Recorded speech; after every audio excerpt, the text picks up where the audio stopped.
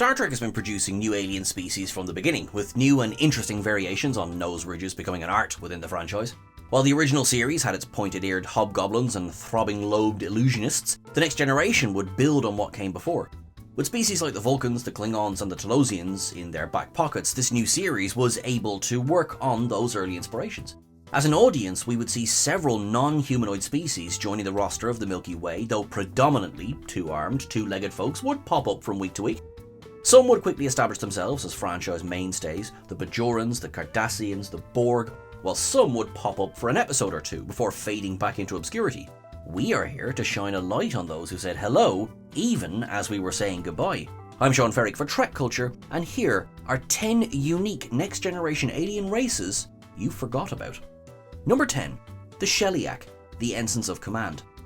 Let's just be very clear from the beginning. The Sheliak were, by the stipulation of the Treaty of Armans, well within their rights to demand Tau Cygni 5. The fact they didn't just wipe the human infestation out from orbit was a true show of self-restraint. The Sheliak were a non-humanoid race, described as being wrapped in several layers of mucus. Their language eluded the Federation's translators, with telepaths struggling to understand them as well. The Treaty of Armans was so intricate, a demand of the Sheliak so that there would be no room for misinterpretation, that 370 Federation negotiators were sent to work on it.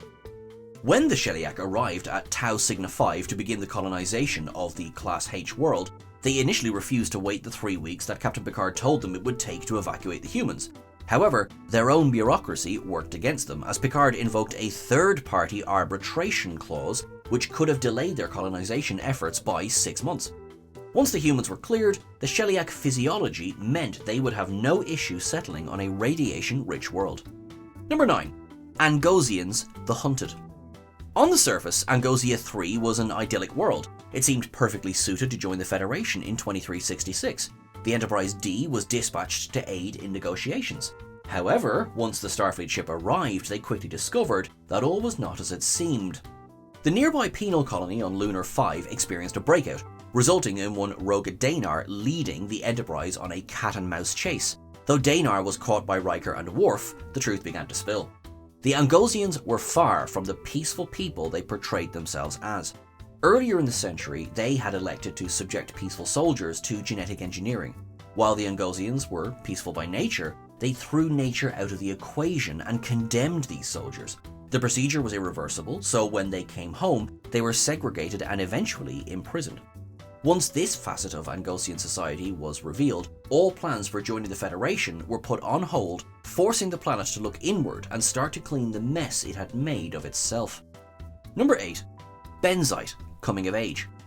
The Benzites, or Benzenites, have popped up a few times through Star Trek, originating in the first season episode of The Next Generation, Coming of Age. There, Wesley Crusher goes up against Mordok, a Starfleet Academy hopeful. The Benzites were shown as having 2 opposable thumbs on each hand, an inability to breathe standard air necessitating a breathing apparatus, and a strong cranium in shades of blue. They were meticulous in their approach to any situation, often bringing them into conflict with their colleagues. On a Benzite ship, no officer would report a strange phenomenon without first conducting a thorough review. In a matter of honour, this left another Benzite, Mendon, in hot water when he was given a dressing down for this very trait. By the 2370s, at least one other Benzite, Hoya, was shown to be able to breathe normal air, though perhaps not for very long. She was almost instantly killed off in a Jem'Hadar attack. Her homeworld was also captured by the Dominion, though it was later liberated by the Romulans. Number 7. Barash's species, Future Imperfect. Barash's story is a lonely one, though when combined with Beta Canon, it has a happy ending. He and his mother were the last 2 survivors of their race following an alien invasion. To keep him safe and entertained, she left him on Alpha Onias 3 in a cave equipped with neural scanners. He built elaborate fantasies, but as time went on and his mother failed to return, he grew desperately lonely. He attempted to trick Commander Riker into staying with him, casting him as his father in a holographic fantasy, before it all fell apart. Barash tried once more to convince Riker to stay, this time attempting to trick him into a very different, yet no less fantastical, scenario. Once revealed, however, Riker was far from angry. He brought Barash back up to the Enterprise with him. In the novel Losing the Peace, Barash befriends the crew before going to work for an agency that helps rehome displaced aliens. Number 6. Alasomorphs the Dolphin. The Alasomorphs of Daled 4 had several other monikers, such as Daledians and, according to Beckett Mariner, Dolphins, though the latter was probably a nickname. The eponymous dolphin of the episode's title was Salia, the heir to the Alasomorph throne. Daled 4 was tidally locked, much like the planet Remus. Two vastly different civilizations developed on both sides of the world, though were in a state of near constant conflict. Out of war springs love, with a man from one side falling in love with a woman from the other. From their union came Salia. She was hurried away to the planet Clavdia 3, where she would remain for 16 years, training to become the ruler of her planet. As an Alasomorph, she possessed shape-changing abilities. She appeared as a humanoid woman when the Enterprise D arrived to transport her, along with her guardian Anya, back home.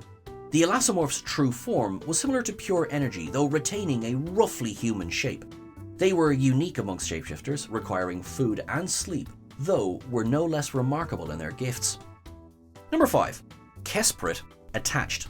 The Kesprit were divided into two warring countries, the Kes and the Prit Alliance.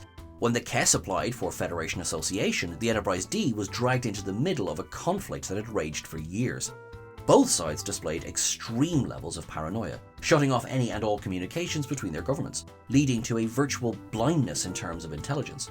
When the Enterprise arrived to assess the Kes, the Prit leader, Lauren, ordered her forces to kidnap Picard and Crusher, who were due to beam down to speak to the Kes. Riker managed to use Lauren's fear of outsiders against her, promising that if any harm befell either Picard or Crusher, the resulting investigation would be highly invasive. He didn't get much further with the Kes, who themselves displayed much misplaced surety of his duplicity that he ordered them off his ship as well. Based on Riker's recommendation, they were denied Federation membership at that point. Number 4. Akamarians, the Vengeance Factor.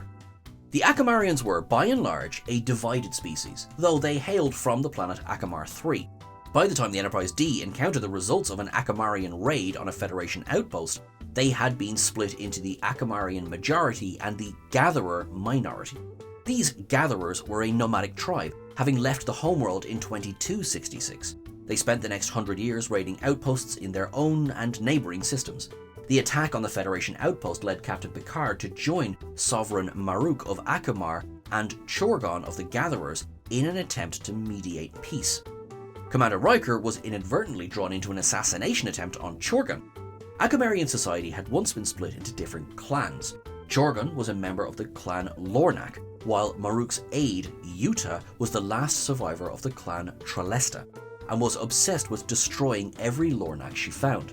Riker was forced to kill her to save Chorgon's life. The Gatherers would then return home, though a contingent of Akamarians could still be found on a certain Starbase 80. Number 3. Creosians and Valtes, the perfect mate.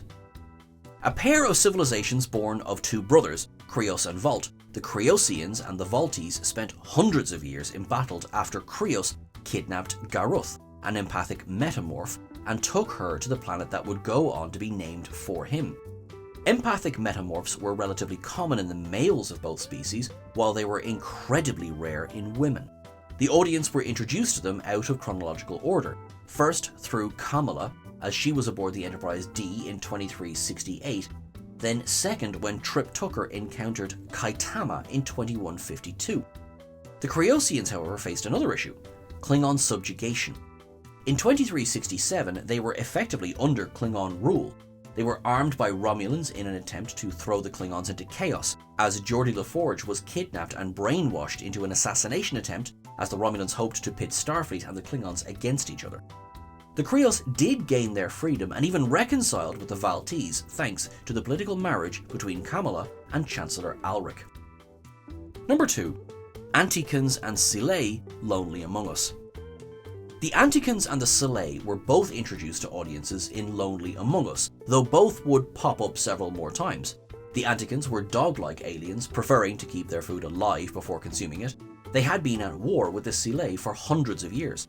Both applied for Federation membership in 2364, though before they could be considered, a peace summit was arranged on the planet Parliament.